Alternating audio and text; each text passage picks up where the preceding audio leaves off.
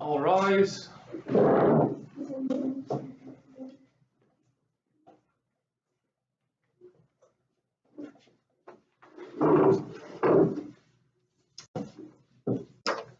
Please be seated.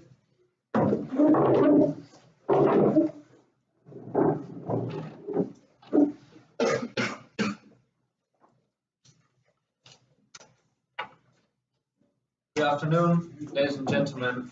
I'm calling the case of Manly Tools, seated to my right, versus Shiny Objects, seated to my left.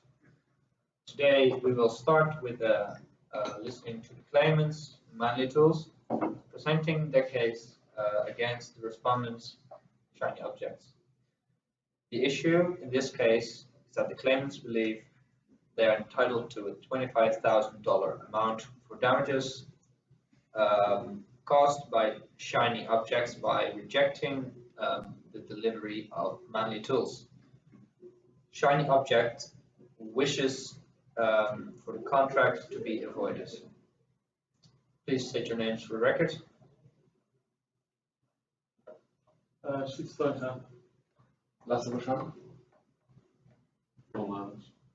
And the Bio10. Thank you, gentlemen.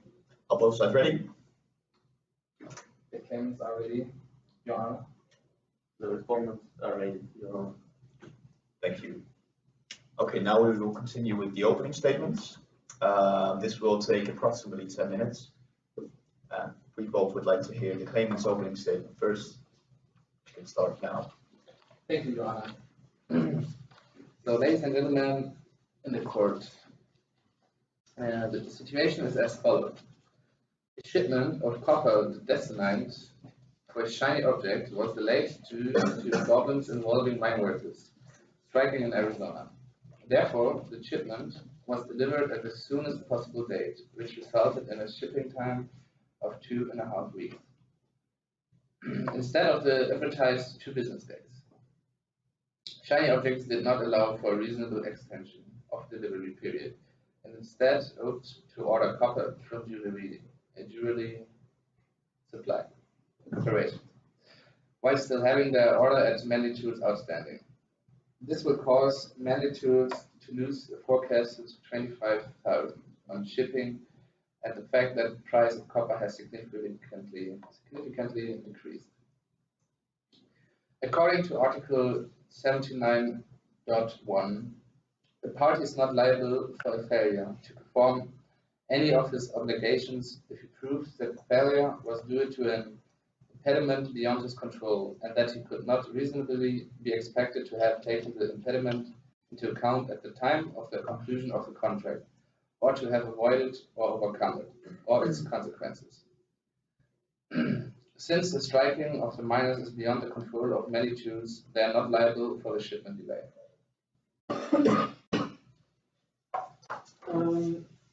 It was Shiny Objects' obligation to take delivery, stated in Article 60. This consists of 2 parts.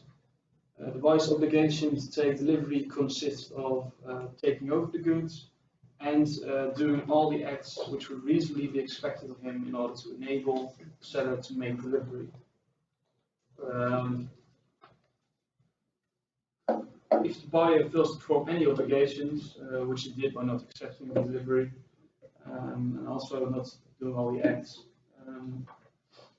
the seller may exercise the rights provided in Article 62 to 65 and or claim damages as provided in Article 74 to 77, according to Article 61. Article 62 states the seller may require the buyer to pay the price, take delivery, or perform his other obligations, unless the seller has resorted to a remedy which is inconsistent with this requirement.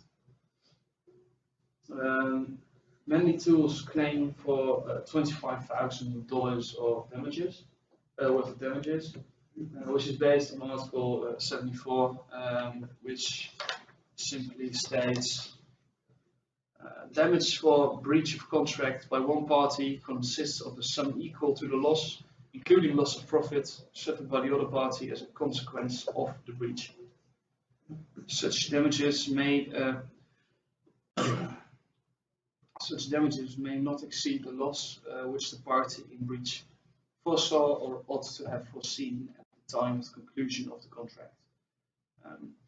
In the light of the facts and matters of which he then knew or ought to have known as a possible consequence of the breach of contract.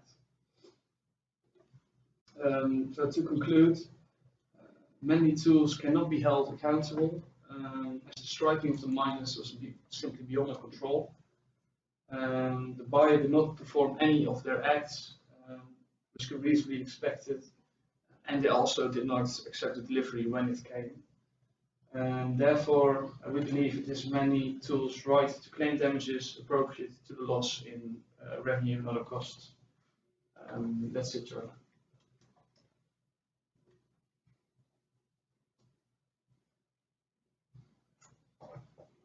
Thank you for your statements. We now allow the respondents to present their opening statements.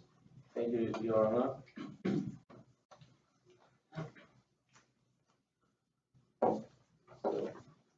The order was not delivered within the mentioned delivery time. Shipment was supposed to be sent in 2 business days. The delivery time is fixed in the contract, and according to Article 33, the seller must deliver the goods if the date is fixed by or determinable from the contract on that specific date. Many tools did not do this. A contract may be declared avoided by the buyer if the favor by the seller to perform any of his obligations under the contract or the convention amounts to a fundamental breach of the contract. According to Article 49.1, the buyer may declare the contract voided if the favor by the seller to perform any of his obligations under the contract or this convention amounts to a fundamental breach of contract. However, the seller did not perform his obligation to ship within business days, and this authorizes shiny objects to declare the contract void. I also would like to refer to a case dated from 1999. The case is Austria versus Germany.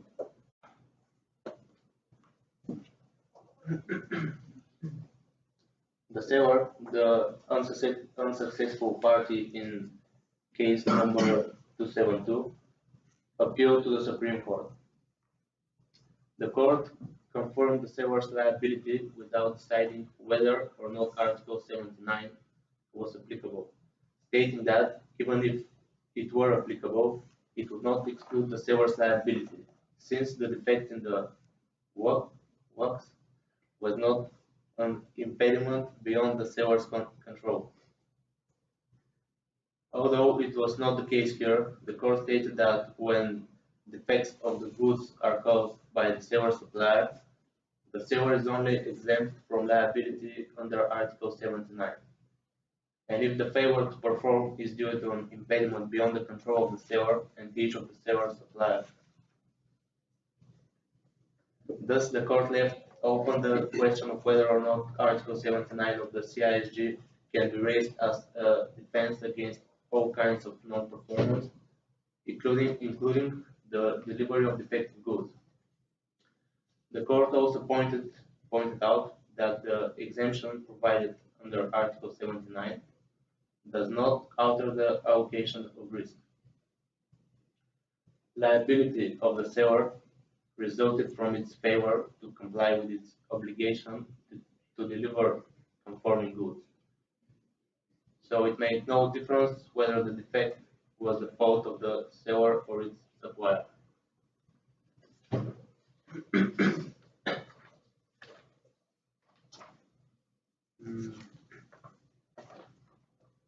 However, since the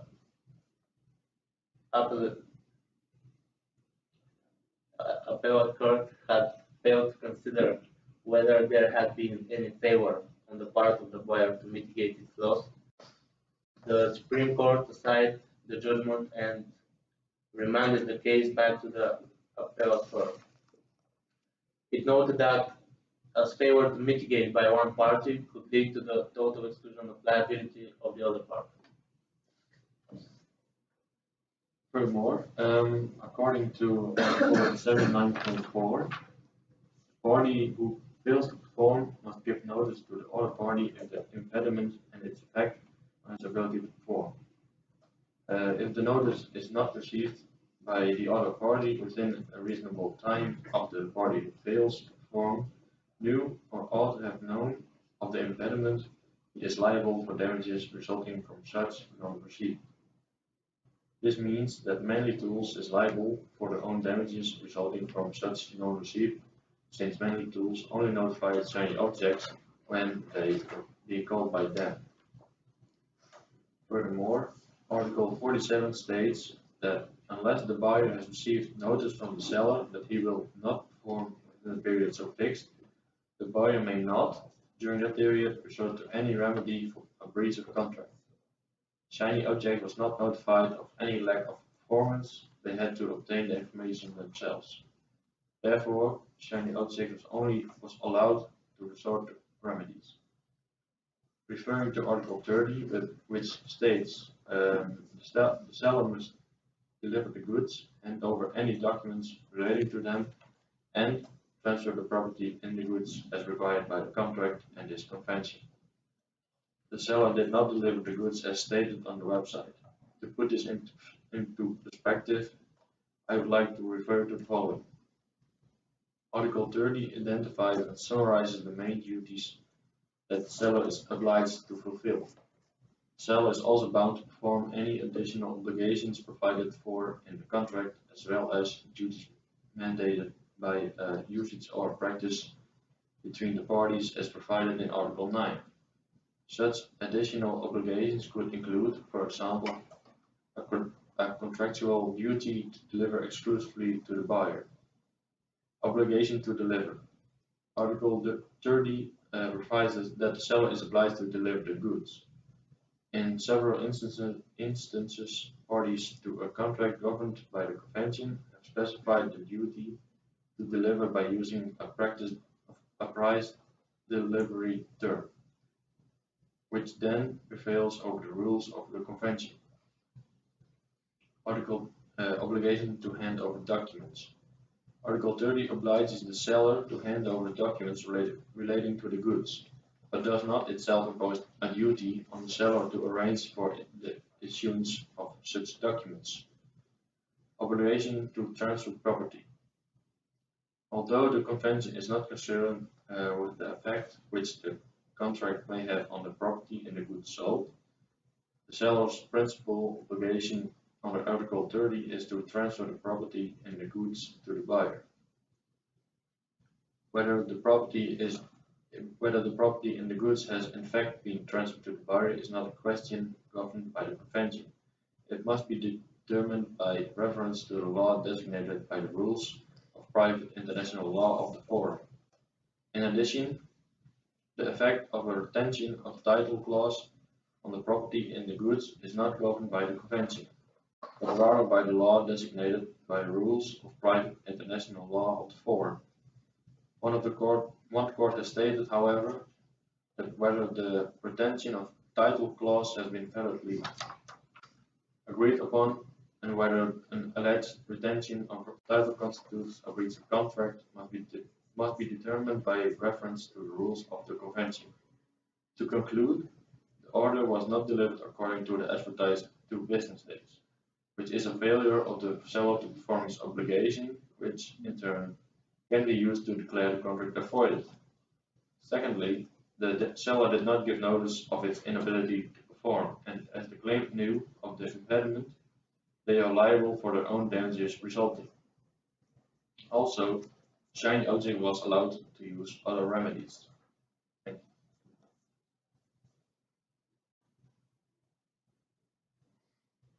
Thank you, both parties, for your opening statements. We will now continue with the rebuttal. Again, both parties will be provided with the opportunity to present their rebuttal. We will start with the claimant. Total rebuttal time is approximately 10 minutes. After the rebuttal, we, the arbitrators, will ask relevant questions to the case, to both parties. I would like to hear the claimant's rebuttal.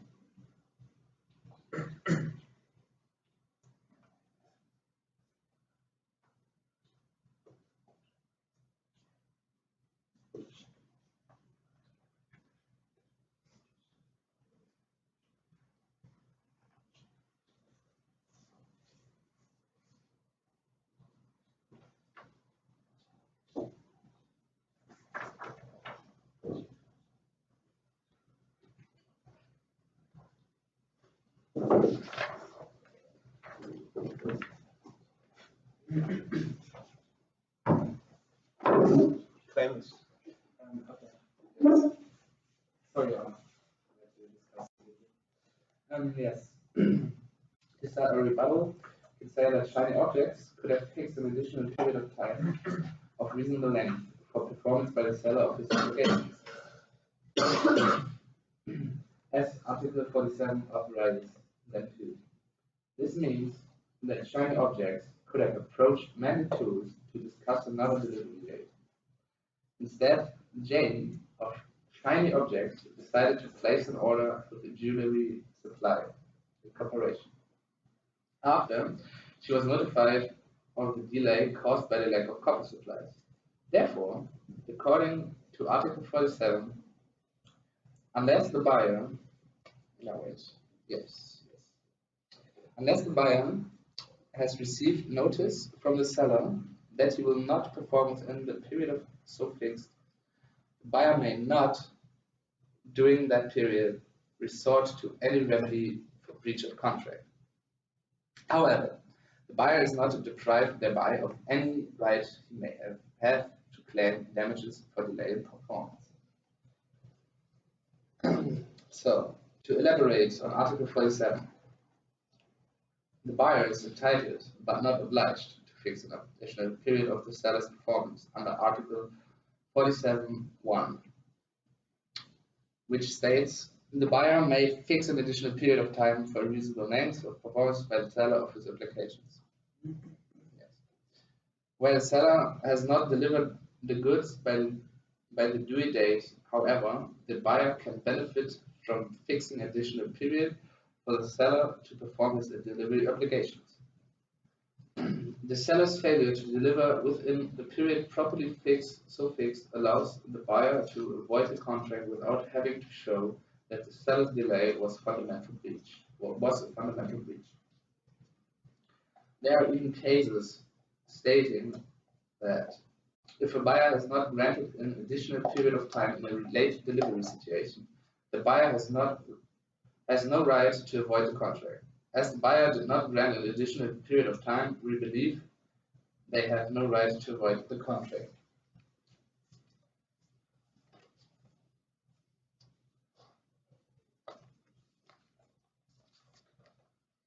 Okay.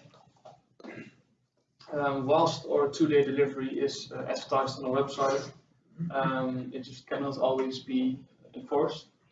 And because shiny objects already solve different solutions, we conclude this, and this together with our lack of control of the strikers and mine workers,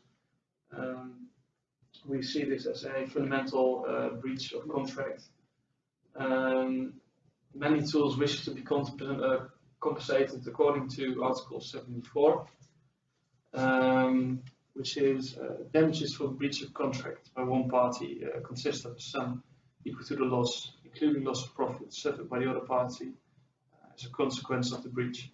Such damages may not exceed the loss which the party in breach foresaw or ought to have foreseen at the time of the conclusion of the contract. In the light of the facts and matters of which he then knew or ought to have known as a possible consequence of the breach of contract.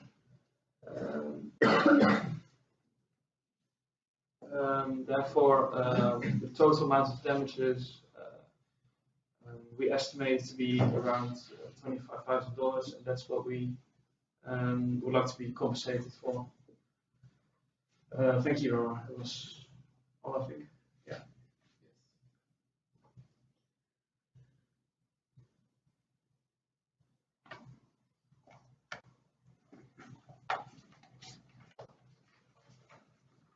Okay, thank you, claimants, for your rebuttal. The respondents will now have a chance to present their rebuttal.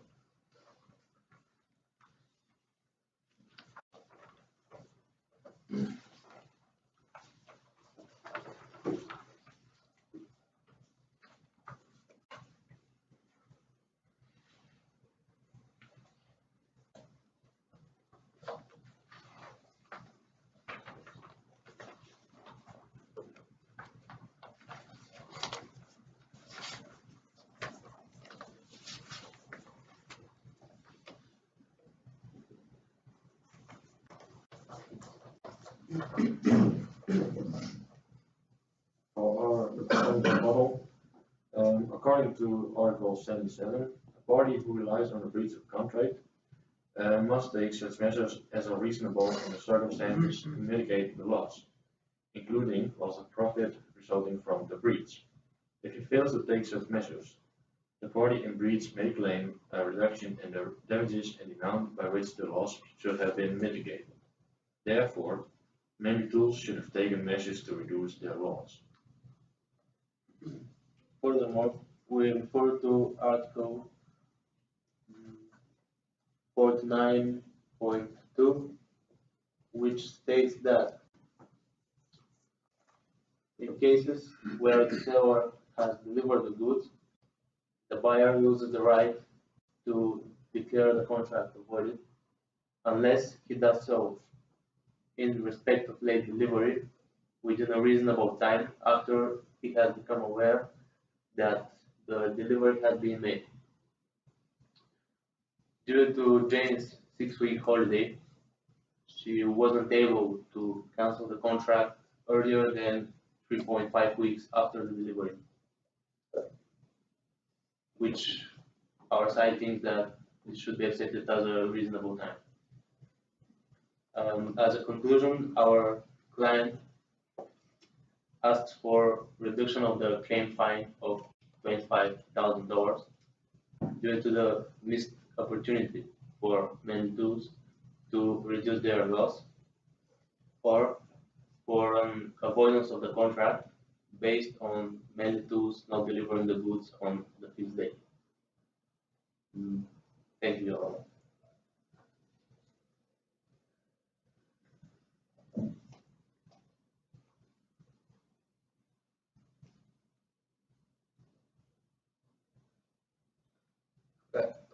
I would like to thank both parties for their rebuttal.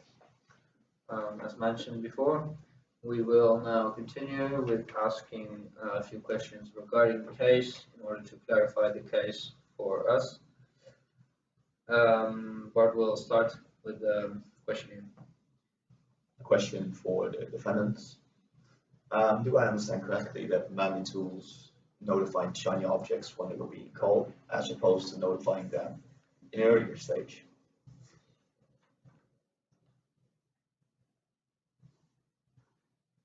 That is indeed correct, Your Honor. Okay. That is clear. And why did shiny objects not fix an additional period of time of reasonable length for performance by manual tools of this obligation?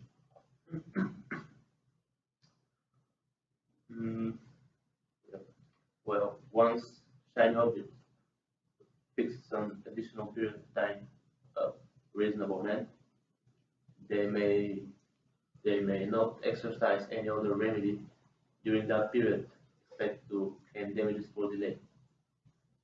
And this remedy is not preferred by my client.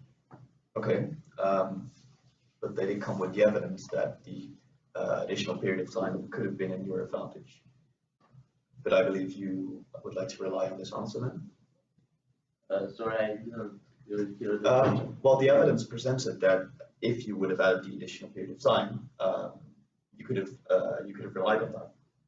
But do I understand correctly that you just want to rely back on the answer that you just gave me? Okay, right. Okay, so I have a few questions for the claimants. First question is, why did your client not provide any information to the other party with regards to the delay of the shipment, which was supposed to happen in 2 days?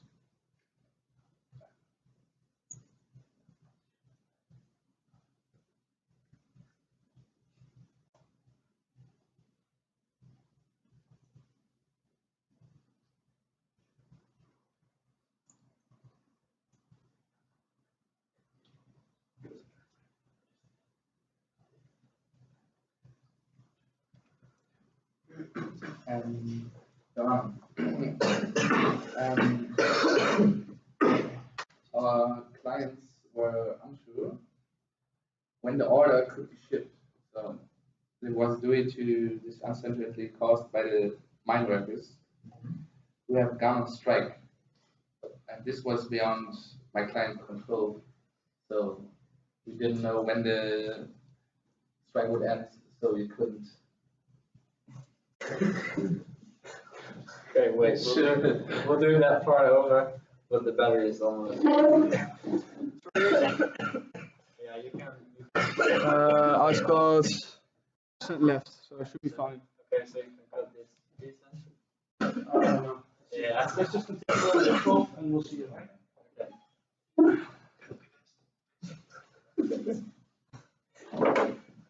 Okay, I'll just ask.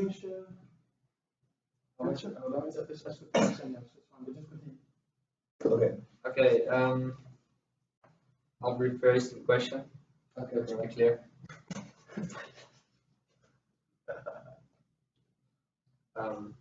Why did your client not provide any information with regards to the delay in shipment, which was supposed to happen within 2 days? Well, our client wasn't sure when we should or could have delivered the shipment. And this was uncertainty caused by the strike from the mine workers, which stopped working. And this is a coincidence, since we couldn't have any control about that. That's why we couldn't ship it. So, yeah, that's basically. We were kind of uncertain when we would be able to ship. So even if you were to call, we would be able to notify them. Okay. We tried to get the date first. But, So you were unaware of the fact that the strikers were going that the miners were going on strike? We were just very uncertain in union, and the bonds would figure it out and finally get back to work so we can continue our operations. So even if we were to notify them, we would not have been able to offer them anything valuable information, except hope for a fast solution, which sadly lasted about 2 weeks. Okay. Thank you. Just to clarify, the damage the rejected shipment has caused, what exactly entails the damage? I believe it's based on the notes 3 things. Yeah, I think so. It's first of all, you've got a total of 110,000 of metals, which 50,000 consist of copper. Copper has actually significantly decreased in the price of copper has significantly decreased in the past few weeks or months. So that's one of the losses. Or of course, it's logistical costs, just moving around simply. Yeah. And also, until we've got everything back and can resell it, of course, it's extra inventory. Inventory always costs. Okay, so that then adds up to the estimated 25,000 loss of profit, was it then? Yes. Okay. Yes. Negotiation, logistics, and of course, still inventory. Okay, yeah, thank you. You said that you would ship the order as soon as possible, right? However, when I read the case, you have never sent any shipment information to Shiny Objects, or which basically means that you never confirmed the shipment. Is that correct? Yes, that's correct. But our client was not aware of the strike at the moment. And we had basically no information regarding the ending of the strike, as I said before. And this situation was moved beyond our control, as mentioned earlier, and we were not aware of the duration of this situation. That clears things up. Yeah. I do have another question for the claimants. With regards to the holiday, I'm sure you were aware of the fact that one of your employees was going on a holiday. It's not something that just happens out of nowhere. 6 weeks.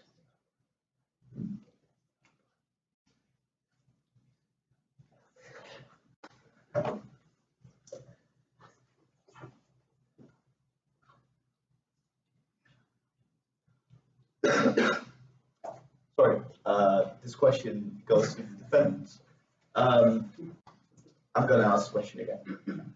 You were aware of the fact that one of your employees was going on holiday for 6 weeks, right? More correctly, the manager. The manager, yes.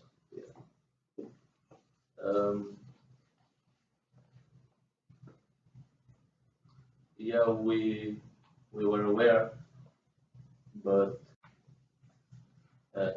there was nothing to do. So Well, I guess you could have informed them. But on that hand, yeah. Yeah, that just goes back to the previous claims, I suppose. I think it would have been wise to inform your client about that. Right.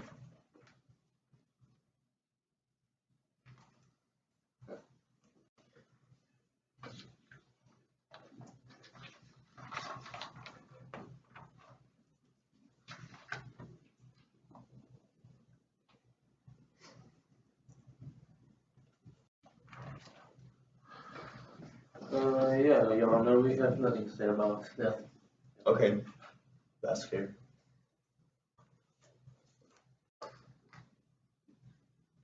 I would like to thank you for answering the questions. Now I would like to kindly ask you to step outside the room for a moment.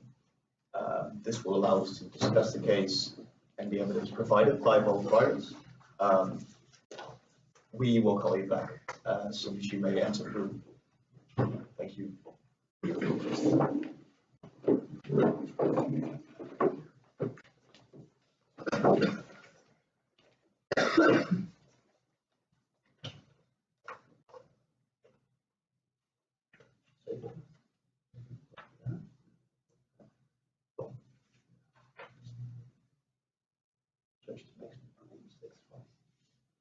Yeah. Okay. Okay, so I suggest that we go through all the evidence provided. Yeah, there was a lot of laws mentioned. Yeah, there was a lot. So I think it's the best for the entire case, for fairness of the judgment, to go through the evidence, make it clear for ourselves what they actually mentioned again, and see which articles of the CISG actually apply to this situation. Yeah, that seems fair to me as well. Okay, so I started writing down Article 79.1, yeah, which is one of the first one to mention in their statement. I wrote down the statement. Which according to this article, party is not liable for a failure to perform any of its obligation if it proves that the failure was due to an impairment beyond its control. Yeah. I think it's quite clear that this was beyond their control. Yeah. Striking minors, that's something you can control, right? no, definitely not. So yeah, it's only fair to say that this was beyond their control, and according to this law, which that makes them not liable for a failure to deliver. Yeah, I agree. Second one I wrote down is Article 60. Yeah, Article 60 I got it as well. They mentioned the obligation to take delivery for shiny objects. You see the buyer's obligation to take delivery consists in doing all the acts which could reasonably be expected of him in order to enable the seller to make delivery and in taking of the goods. Yeah. They did not, so I think it's fair that they mentioned the article because the shiny object just protected the goods. Yeah, they did. They should have taken it. Yeah, Sorry, that say makes that. sense. Yeah. It makes sense. Yeah. Then we have 61. Do you have that as well? Yes, I do. Which states that if the buyer fails to perform any of his obligations under the contract or this convention, well, the obligation was to take delivery, they did not, so they failed. The seller may exercise the right approved in Articles 62 to 65 or claim damages as provided in Articles 74, 77. Yeah, this was specifically mentioned as well. Huh? Yeah, if I recall correctly, they mentioned Article 62 and 74. 74 is mentioned. Yeah. Let's have a look at them.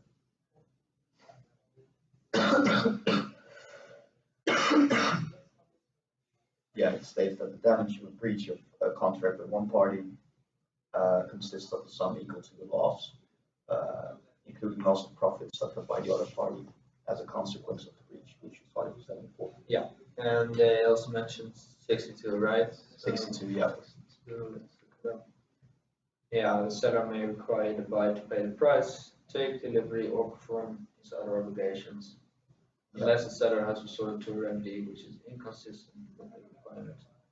So I believe the seller has every right to require the buyer to pay or take delivery, either of those. Yeah. So it's only fair to mention it. Yeah. It is. Okay. 62 is in their advantage, so. Yeah. I believe that's for the claims, right? Did you write anything down? No. For the defendants, however, Yeah. they started mentioning Article 33. Yeah, I have that as well. Yes. The seller must deliver the goods if the date is fixed by or determinable from the contract on that specific date. As mentioned by the defendants, many tools did not do this. Yeah. Which is right in that sense. Yeah, that's definitely fair to mention. And they also refer to a case, which was, in my opinion, fairly old, 1999. Yeah, it was, wasn't it? Yeah, laws have changed. It was Germany, right? Austria versus Germany, yes. I have it somewhere here.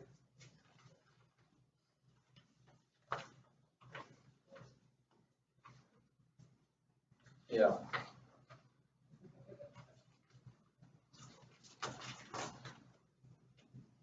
Have it as well. Yeah. Okay. Yeah, what about the case? It's fairly outdated, I would say, but I mean, if the facts are right, then the facts are right.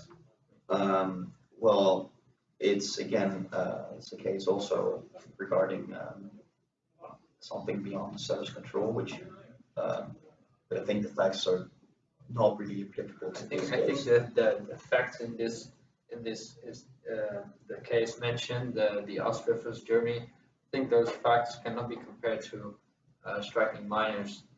I mean, that's actually something that's happens way beyond your capabilities to control as a company, while a defect in wax is something that is likely to happen in your factory as a company. Yeah, that's something you may have some control on.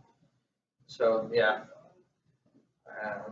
Also, everyone who would examine this situation, I mean, they will see that striking minors, that's not something they could have controlled. Yeah, I agree. Definitely. So I think we cannot. I think we can use this case No. the advantage of the respondents. And then Article 79.4 is mentioned by one of the defendants. Yeah. Stating that the party who fails to perform must give notice to the other party of the impediment and its effects on its ability to perform. They state that Manley-Tools is liable for their own damages resulting from such non-receipt. Yeah. Since Manley-Tools only notified them when they were being called.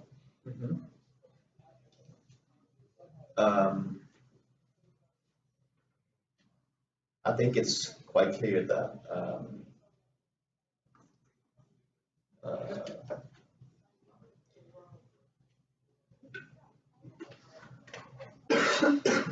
that the seller should have asked, and they had the right to ask for a new delivery date, which is. You mean buyer?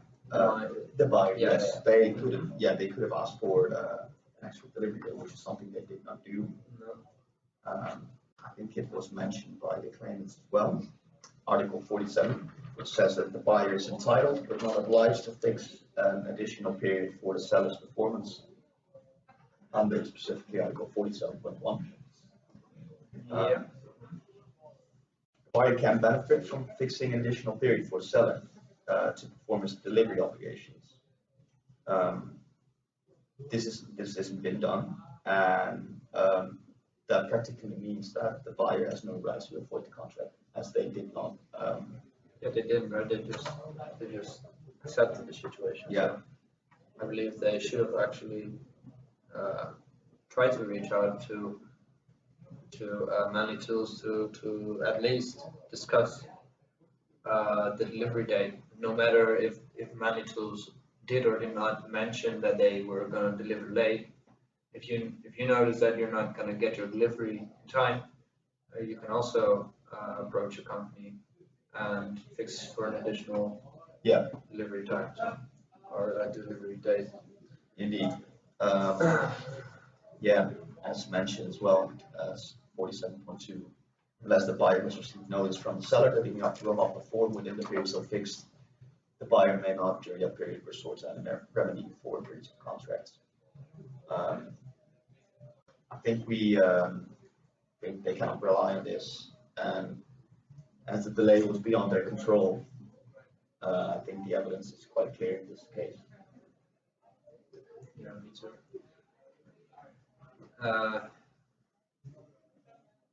So the other party, the lady named Jane, left for a holiday.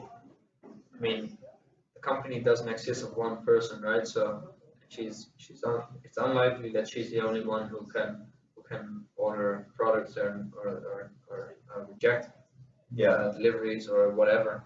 So I believe avoiding a contract or declaring a contract to be avoided 6 weeks after a 6 week holiday. I mean, that's I don't think it's within a reasonable time period, because that's 3.5 weeks after delivery. Yeah. I mean, if it was even before delivery or a week after delivery, that's reasonable. With 3.5 weeks, that's just long. Yeah, it is. So I suggest based on the evidence provided by both parties and what we just discussed, I think Shiny Objects is obligated to pay 25,000 to Manley-Tools in order to cover that loss. I think that's the only fair judgment here. I agree. Okay. Shall I call him? Yeah, that's fine. Bring the news. Thank you for waiting.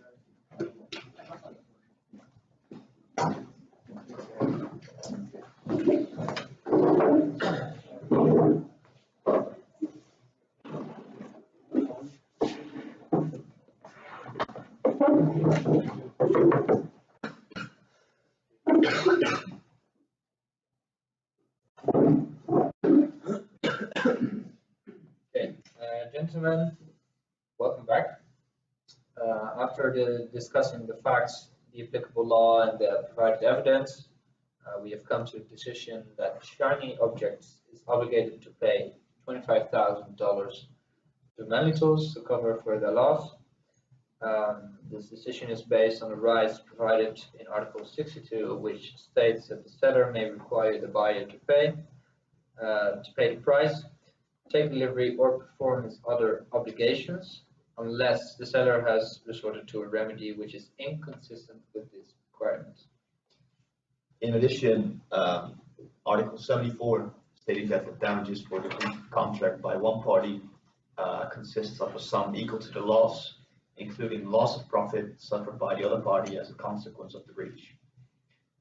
Article 79.1 supports the claimant. States that a party is not liable for a failure to perform any of its obligations if it proves that the failure was due to an impediment beyond its control, and that it could not reasonably be expected to have taken the impediment into account at the time of the conclusion of the contract, or to have avoided, overcome it or its consequences. We do, however, wish to state that we are well aware of the fact that Manley did not notify Shiny Objects immediately after discovering the possible delay, which is obviously caused by the striking miners. However, since this was actually way beyond their control, we believe Shiny Objects loses the right to rely on Article 47.2. Based on these statements, Shiny Objects is obligated to pay for Manley Tools losses incurred by rejecting the order, totaling $25,000. We, the arbitrators, would both like to thank you for attending this arbitration, and this session is now closed. Thank you, gentlemen. Thank you. Thank you, Your Honor.